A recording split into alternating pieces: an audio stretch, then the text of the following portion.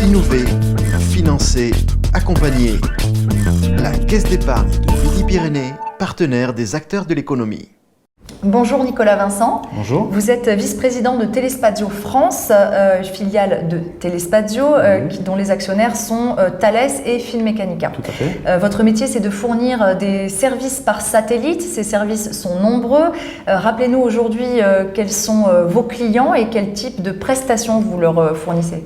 Alors en fait, nous avons deux types de services. Nous avons les services liés aux infrastructures spatiales.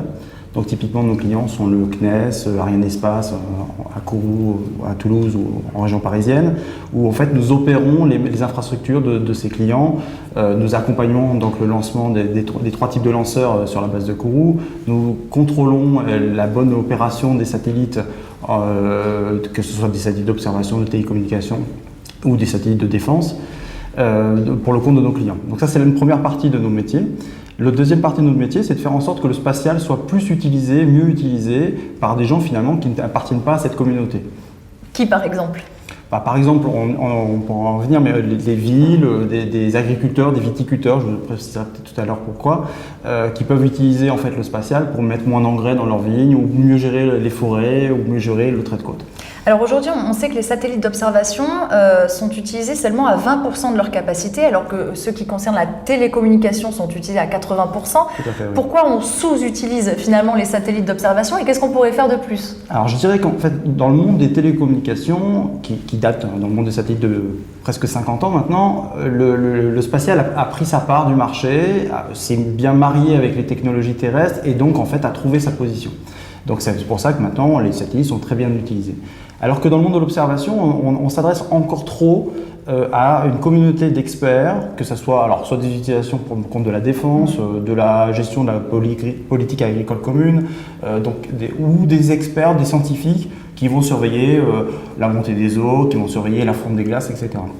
Et on n'a pas encore complètement trouvé le marché d'utilisateurs privés ou institutionnels qui, pour leur propre bénéfice, sans être experts du spatial, finalement pourraient tirer bénéfice de ces technologies. C'est pour ça que finalement ces satellites sont si peu utilisés, c'est qu'il n'y a pas encore le marché. Voilà, le marché.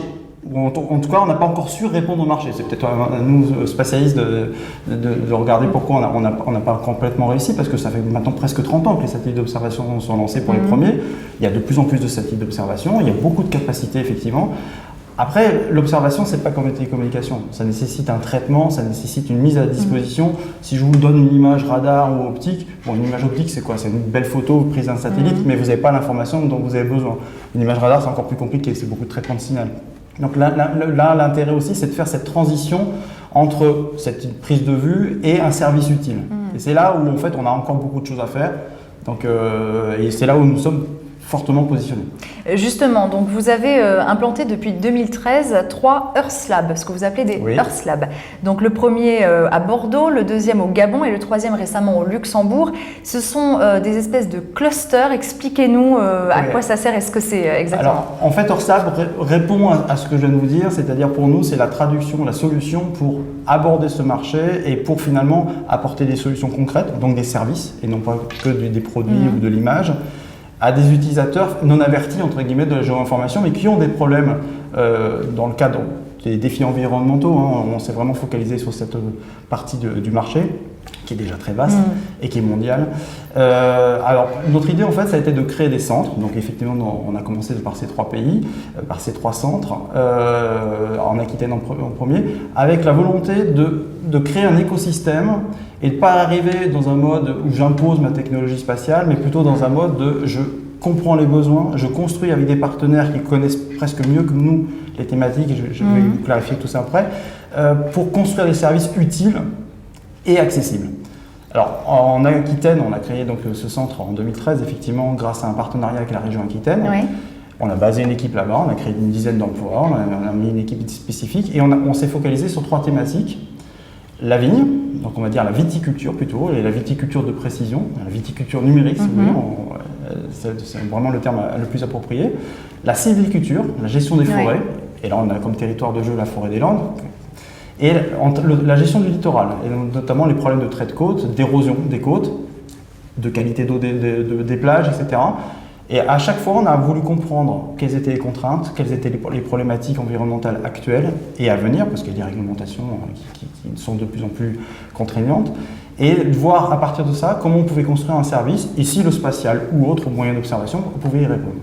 Alors par exemple, dans le cadre de la vigne, on s'est rendu compte que le satellite n'était pas suffisant, on a utilisé les drones.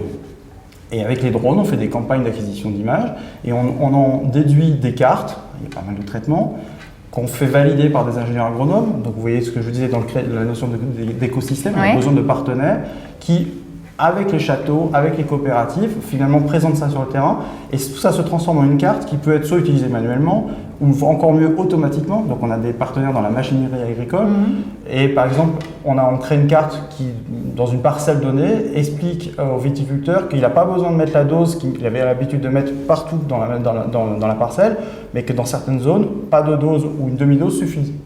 Et du coup la machine agricole, qui est d'ailleurs pilotée par GPS, donc encore par des satellites, en avançant, automatiquement déverse la dose d'engrais nécessaire et suffisante pour sa campagne d'engrais, sans donc impacter l'environnement plus que nécessaire et tout en répondant aux besoins économiques. Donc ça, c'est un exemple.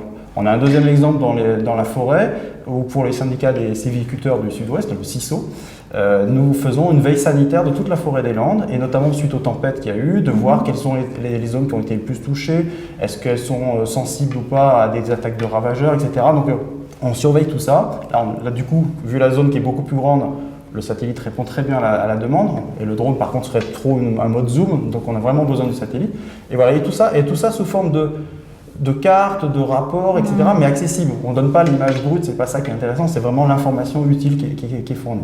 Alors parlons une seconde de business. Oui. Est-ce que tout ça rapporte du chiffre d'affaires à Téléspatio France? Est-ce que ça vous permet de développer votre activité et comment en fait? Alors chaque centre aujourd'hui est un investissement, soyons très clairs, un investissement partagé avec des partenaires locaux. Si je prends l'exemple du Gabon, c'est le gouvernement gabonais avec son agence spatiale et un fonds d'investissement gabonais qui a co-investi avec nous dans cette dynamique.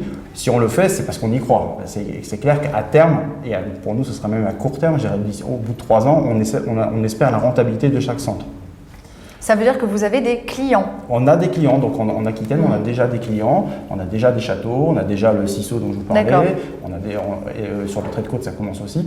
Donc tout ça, c'est une dynamique qui se crée, parce qu'en fait on crée un nouveau marché en amenant une nouvelle gamme de services à partir de technologies qui étaient jugées mais inaccessible, parce qu'effectivement il y avait une sorte de ticket d'entrée, non pas en termes de prix, mais d'expertise qui n'était pas abordable pour n'importe quel utilisateur. Alors que là on transforme ça en un service utile qui rentre finalement dans le quotidien de l'utilisateur.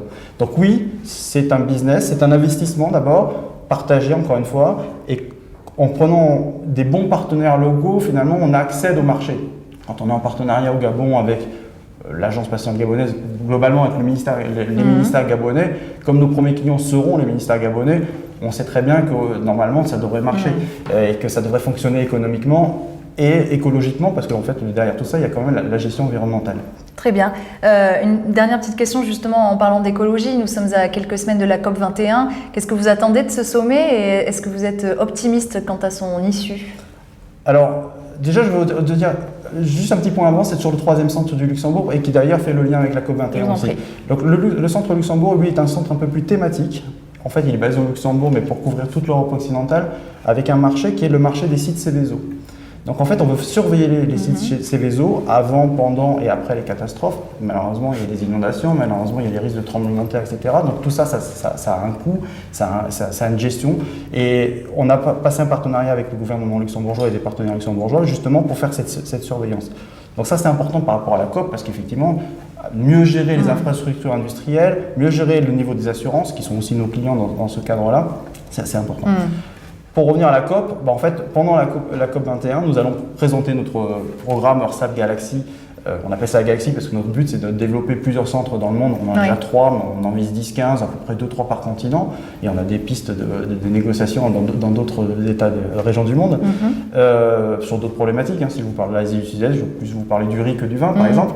Mais, et donc, l'important pour nous, c'est de présenter ça, notamment des pays qui sont toutes ces délégations internationales qui vont passer pendant la COP, pour leur montrer l'intérêt de ces technologies et leur montrer que c'est accessible. Ils n'ont pas besoin d'investir dans un satellite, en gros ça coûterait 100 fois plus cher, en termes d'investissement et qu'ils pourraient bénéficier de ces technologies tout comme des pays qui sont passés directement du pas de téléphone au téléphone portable sans passer par le téléphone fixe. En fait, on va leur montrer qu'ils peuvent faire la même chose avec ces technologies et ces services.